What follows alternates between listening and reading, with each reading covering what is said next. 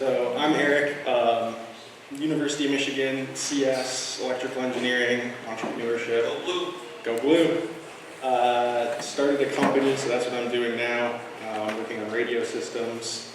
You can introduce yourself. I'm Ching. I was a student 2016-2020 with Capella High School. That's when I raced. I've since graduated Colorado School of Mines with a double major in mechanical engineering and computer science. And then I'm currently working full-time with Lockheed Martin over in Fort Worth. Okay, so we're going to go over some of our scoring stuff. I'm actually going to go to this slide to talk about fundamentally how we score. So for those of you who are not familiar, at a track race, what we're counting is how many times you complete a full lap. So there are 3 points where we qualify you as finishing a lap. So the first one is obvious, that's your start-finish line. The other 2 spots you can get a lap completed are if you come down pit road and exit the track. If you exit the track under your own power, you get a lap. Or if you're stopping to do a driver change or something like that, whenever you continue through pit road, you'll get a lap then. So a little bit of background or history of our scoring. So we're counting all those times, marking out the start-finish line. I guess we can next slide. So if you go way back when dinosaurs still roamed the earth, the very beginning of the race, we were marking laps on pen and paper using a legal pad, and we were simply just marking a tally next to team numbers. Around 2003, 2004-ish, we moved to start digitizing those systems. So we have what we refer to as Clicky. So this is the program that we run to do our scoring. Those of you who have been to a race before, I'm sure you're familiar with the scoring tent right next to the archway where you enter and exit the track. You probably hear us yelling numbers all day long. That's what we're doing. So our digital system, we automated that. We have software that goes through, automatically calculates those clicks and determines whether or not there's a lap, opposed to us having to count a bunch of tallies on a piece of paper at the end of the day. Here are fun photos, Chris Jones and William, you can see. I don't know where, oh, Chris is hiding over here. They have helped pioneer some of the systems we use for scoring.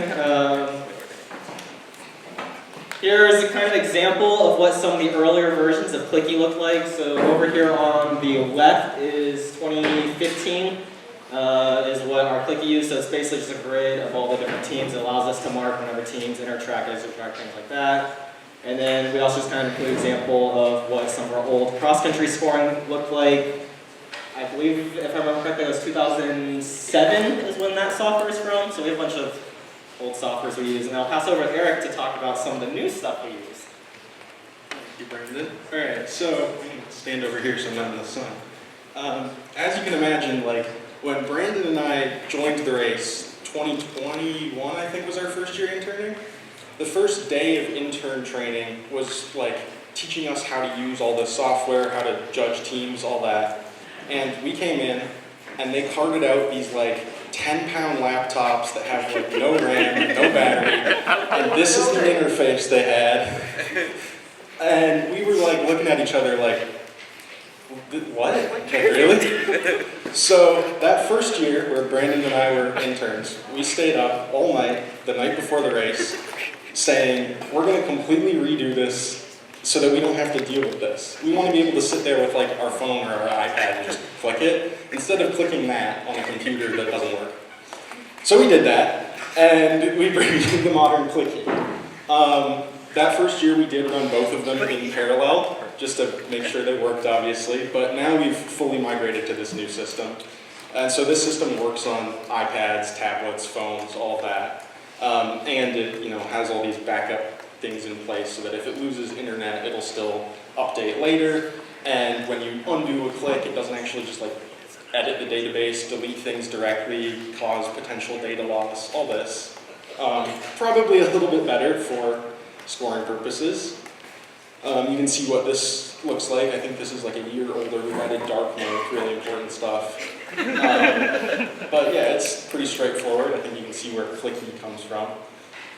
And so, as you can see here, like the results speak for themselves. We have Michael Foray, one of the board members, on the left. That's him in 2008 with the original Clicky. You can see he's not really happy. In 2002, or 2022 with our new clicky. And it looks like he's aged backwards. He's like really happy, he's doing great, he's thriving. So yeah, moving on to the future, there's obviously a lot more we want to add. We've had live unofficial results, I think, for a year or two now. Some of you may remember last year on like the first race day, some of those results went down, went offline. That's our bad. That's on us. We are the ones responsible for that kind of thing. Yes, so do not come to me and William and yell at us about that. Go to those two and yell at them for doing their job. Yeah. We had a little bit of an issue where we had all of you guys looking at data on the same system that we were using to look at the data. And then when all of you shared it with your friends and family and everything, we had so many people trying to access it that our side was crashing. So we had to kick you off so that our side still worked, which, you know, eventually got fixed. But this year, we have that again, hopefully more stably. Then we're going to add average lap speeds so that we'll know if you drop below 20 miles an hour, because that's a rule we're enforcing this year. And you guys can see that as well. And then potentially we're going to start looking at adding live maps, especially for things like cross-country races. We have experimented with it a little bit last year. The RAWS team, I think it was, took one of our trackers, our own hardware devices we've developed around the track for us to get data.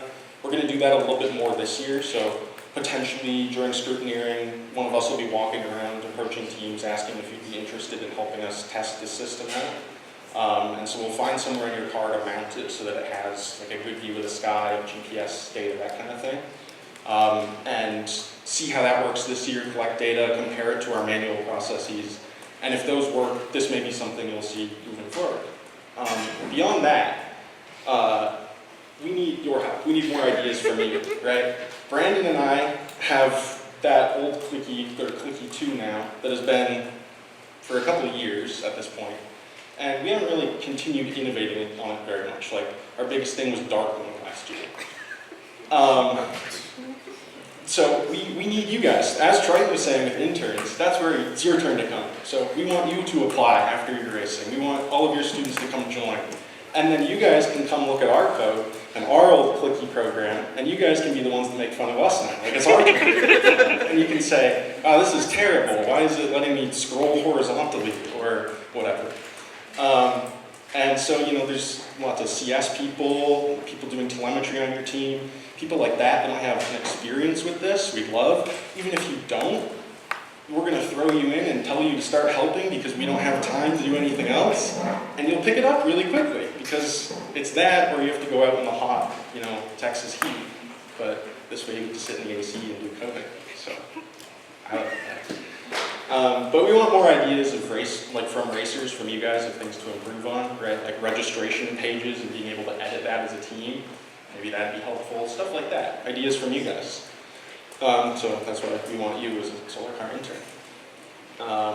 And you know, it's a lot of fun. We have a good time, as you can tell. We don't always take our job that seriously.